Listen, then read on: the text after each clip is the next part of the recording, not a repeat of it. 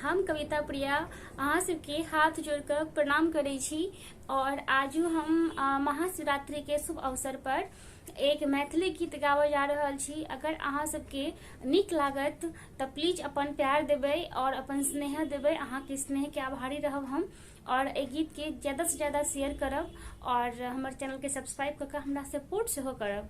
तो चली शुरू करै छी ई गीत।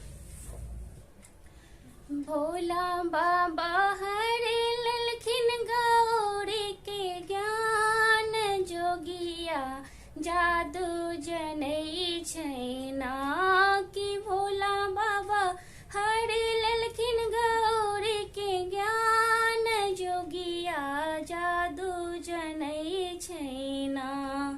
भूत प्रेत सजल बराती सजल बराती ना भूत प्रेत सजल बराती सजल बराती ना परिछन चलली मात सुनैना परिछन चलली मात सुनैना बड़ देख गिरली झमाए जोगिया जादू जनै छैना कि भोला बाबा हरे ललखिन गौरी के ज्ञान जोगिया जादू जनै छैना।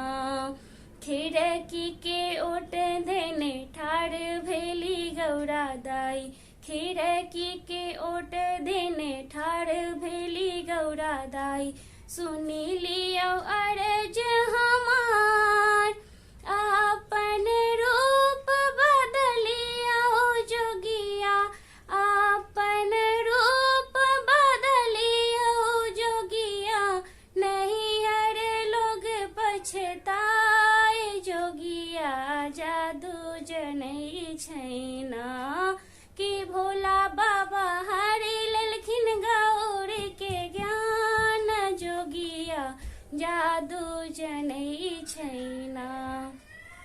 प्रणाम और धन्यवाद। अगर अहाँ सबके गीत नीक लागे तो प्लीज हमारे चैनल के लाइक शेयर और सब्सक्राइब करब और सपोर्ट करब।